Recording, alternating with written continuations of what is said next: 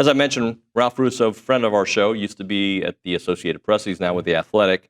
Has an article listed as a headline, Marcel Reed may be the SEC's most overlooked quarterback, but Texas A&M believes. I tried to reopen the article, but it's one of those that once you've been there once, you got to pay to see it kind of thing. So maybe if I can find it. Yeah, I have some notes that I wrote down from it. But basically, some of the things that he gets into is that Reed lacks the hype of names like Arch and DJ Lagway, but his stats align closely with those SEC top-tier quarterbacks, which we've been saying for a while. We've used Lagway, OB, as kind of our benchmark. But if you look at some of those other quarterbacks in the SEC, and he goes on to talk about completion percentage, better than Lagway, 61%, efficiency rating, identical or nearly identical to Garrett Nussmeier. His efficiency rating was 142.12, and Nuss's was 142.68. His touchdown to interception ratio is 6.3, 2.5% interceptions, similar to Sellers and others.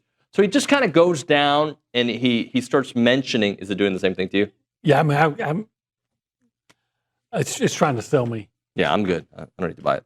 But I read it initially, so I wrote down some notes from it. But we've been talking about that on this show for a while, that like we all know that Marcel Reed has to be better this year. Has to be good. Right? And he's got to be better. The A&M offense it's not all on Reed. The A&M offense has to be better in these elite marquee matchups. They were not good enough against Notre Dame. They were not good enough against Texas. We can go into the reasons, but the bottom line, it's a results-driven business, and they weren't good enough in those games. Right. Okay, fine. We're talking about two teams that went deep into the playoffs, right? One played for the national championship, one lost to the national champion in the semifinals. Right. So, but that is all correct. We get it. It's got to be better.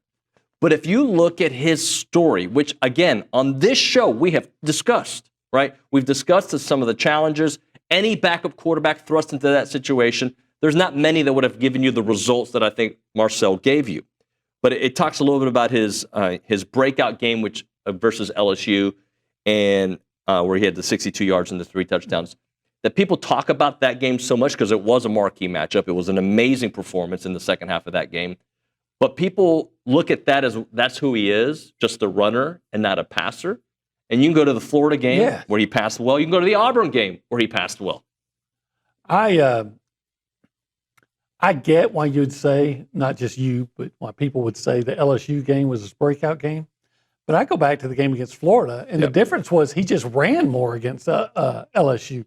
In Florida, he had some incredible throws. Remember the touchdown pass he throws to, I'm not even talking about the one at Tyrus Allen, to Theo. Right. You know, I mean, he had to find a guy open and deliver it on the move, and then the touchdown pass to Cyrus Allen. The juke he made on that poor safety, guy's jockstrap was up around his helmet to get the first down that clinched, that finished it off. He played great in that game.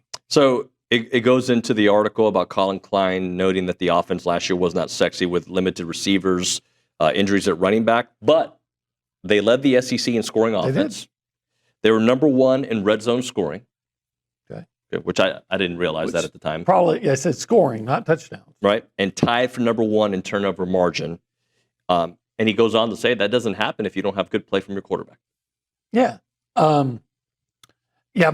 I thought Marcel, you didn't mention the USC game, and I don't blame you. 292 yards passing. And should have been over 300 and another touchdown if Noah catches a ball that hits him in the hands. Yeah. So these are things that we've been saying for a while. And I believe, OB, that talking season is here. It's starting, right, with SEC Media Days, 3 weeks away? About 3 weeks, yeah. Right, so I think this is going to be I don't know about a popular narrative, but you talk about these teams so many different ways that you're going to do this 360 or a number 8 where you're going to come back around and now, because do you remember we had somebody on the show, I think it was last week from Saturday Down South, that thought Marcel was overrated. Mm-hmm. And when I pressed him on it, I was like, well, where is he overrated? Because only one place that I've seen has him as the number 6 quarterback. That was Saturday Down South, right?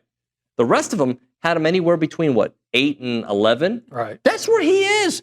And some of these numbers could tell you that that's underrating him. Right. Look, I would, if it was me, I kind of think, I don't know, because I haven't made my list of the SEC quarterbacks. Maybe it's something I should do, like anybody cares what I think.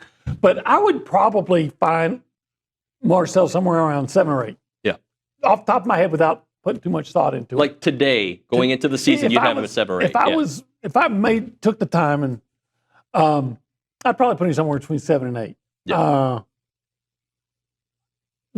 I don't know how that could be overrated or underrated if you're right in the middle, unless you just think he's going to be great or you think he's going to be terrible. Yep. But I'll acknowledge that I don't know which he's going to be. I think he's going to be really good. I do. But he's got to prove it.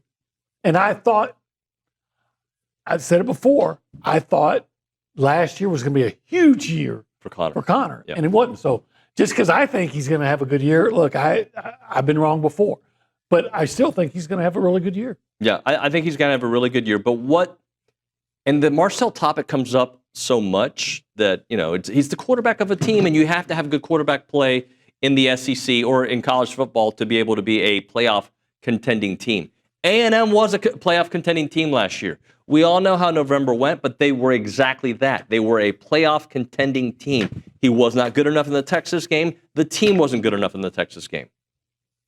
I'm sorry, I'd gotten a message from R.C. Slocum, and when R.C. sends me a message, stop what you're doing. Yeah. So you were saying that they weren't as good enough in the. They weren't good enough in the first game and the last game of the regular season. We recognize that, but if you look at the body of work, he was excellent. And if he goes from 8 or 9 to 6, which is not a huge leap of faith, right? Like. If Marcel's one of the 6 best quarterbacks in the SEC, they will be in contention for a playoff berth and a SEC championship game berth if he's that in November. It'll be the same story as it was last year. If he's a number 6 quarterback in the league, I think they'll be in the mix. I think that's very possible. Very possible. I still need to see the defense play better. Because I thought he was a number 6 type of quarterback against USC. That's right. Right? So I got to see the defense play better. Well, I think he's going to have more, and plus I think he's going to have more to work with this year.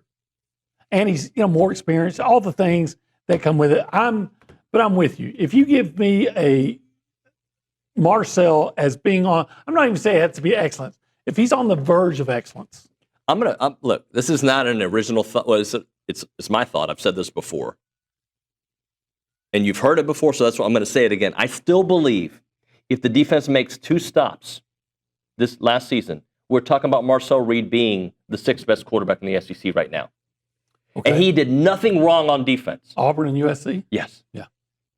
If those 2 games, the defense makes 1 more stop, and I think the defense is going to be significantly better. They're a 10-win team. And then but his stats stay exactly the same, OB. Hey, I got a question for you. I might have an answer. I probably shouldn't even bring this up. No, I wouldn't bring it up. Because there was a chance to even beat South Carolina. As good as he was, did Shamar Turner make more big plays or more costly errors?